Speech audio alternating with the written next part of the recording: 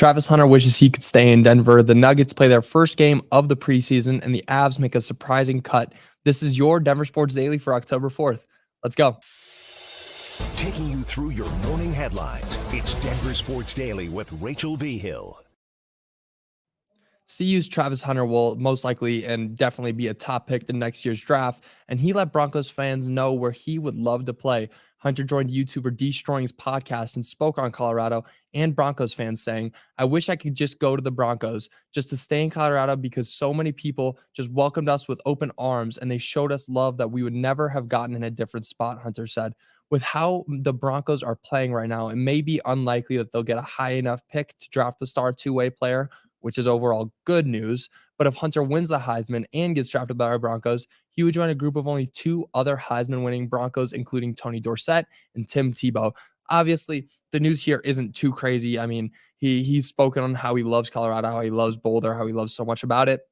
And with the Broncos playing how they are right now, it's very unlikely that we'll be able to get in a high enough draft pick to get him, which is good and bad in two ways. Well, my number one fear is to end up like last year where we're stuck in the middle, and being in the middle is the worst. Either you have a low draft pick and you do well in the playoffs, or you have a high draft pick and you didn't do well in the regular season. But either way, Travis Hunter, I mean, I've seen projections of him going first, second, top three. Most of the time he's going top three. So it's very, very unlikely that the Broncos will be able to get him. But there are people like Shadur Sanders. And obviously, I mean, we don't really want Shadur Sanders with Bo Nixon, and we kind of want to have him go off. But there's a lot of people in that CU pipeline who would love to come to Colorado or to play for Denver. And it would just be huge news if we could get somebody like Travis Hunter. So it's nice to know that he really loves it and that he really loves Colorado and the Broncos. It's just a shame that we most likely won't be able to get him.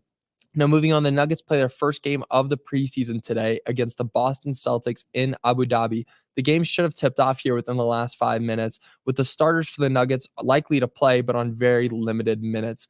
Peyton Watson and Jalen Pickett are a game time decision on whether or not they are going to play today. And now this would have been a great time to see Darren Holmes get his first minutes in the NBA, but he had a season-ending injury earlier this offseason, which is just terrible when your top draft pick, the best guy you drafted, isn't able to play at all for the first season. But, you know, there's a lot of times when you compare it to the NFL where maybe sitting for a season is really good for them. So, you know, it's going to be great to see how these players can come out against the champions, you know, the two last champions going against each other in Abu Dhabi. The game is at 10 a.m., so it did tip off about 3 minutes ago. We're going to be looking at that. I know I'm going to be watching it when I go back to my office. It's going to be fun to watch how we can play when everything is, you know, starting up again, when we're back in the preseason and the first game is in a couple weeks. So I'm going to be watching that. It's going to be a fun time.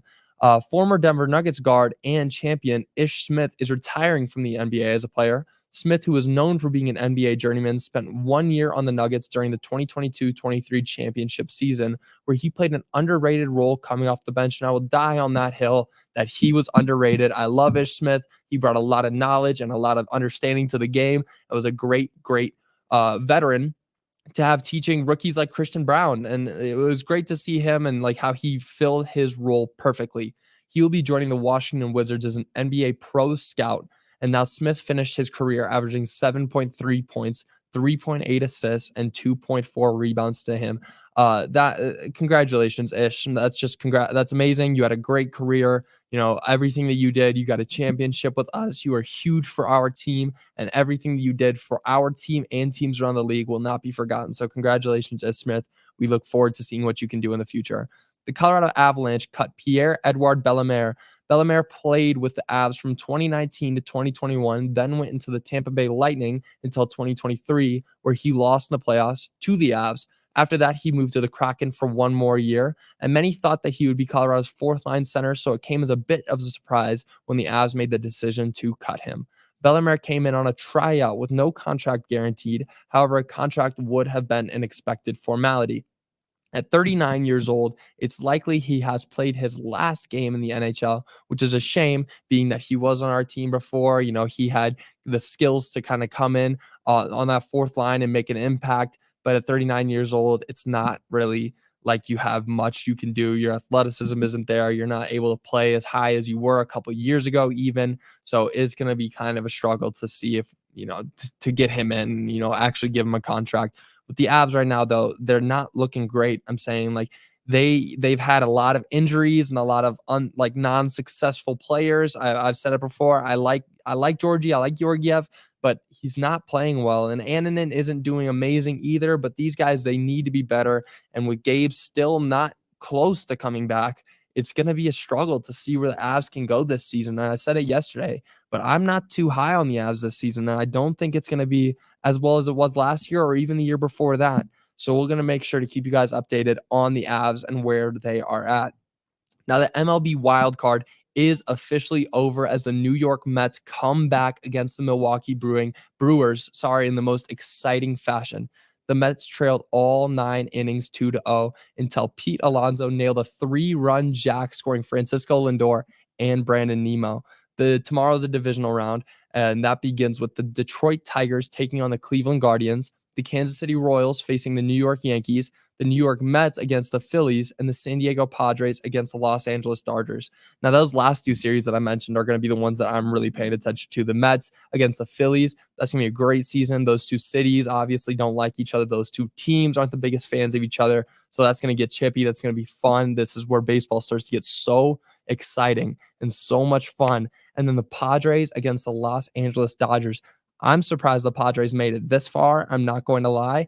And I wouldn't be surprised if they were swept by the Dodgers, being that the Dodgers are such a powerhouse right now. There's not much better than that team. And I don't see any team holding up against them other than maybe the Yankees. The Yankees might be up there too, which is going to be, again, against the Royals. I think that the Yankees should take care of the Royals pretty easily. Those two matchups, though, the Mets and the Phillies and the Padres and the Dodgers, are going to be the ones that I'm watching closely. Those are going to be really, really fun. But that's all that I have for you guys today. I do want to talk about the Broncos a little bit because the Broncos are playing on Sunday, unveiling their retro unis for the first time this season. And I saw something that they are changing the entire field to be retro like it did look in the 70s.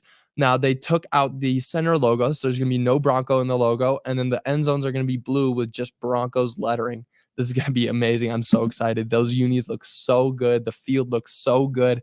Everybody is talking about how this is going to be such a crazy, game already, with the Raiders and the Broncos facing each other for the first time this year, and Sean Payton's getting it together. He didn't get a win last year against them, but this could be the year that we get back on track against the Raiders and beat them for Sean Payton's first time beating them. It's going to be a really, really good game, and I'm very excited to see what happens. But that's going to do it for your Denver Sports Daily today. I'm going to be back with you guys on Monday and for the next couple weeks as Rachel is out getting married. It's going to be a lot of fun. I'm going to have a lot of news for you on Monday, covering all the NFL games that took place and more of the MLB playoffs that have happened. But other than that, that's going to do it for your Denver Sports Daily today. I will see you guys next Monday. Bye.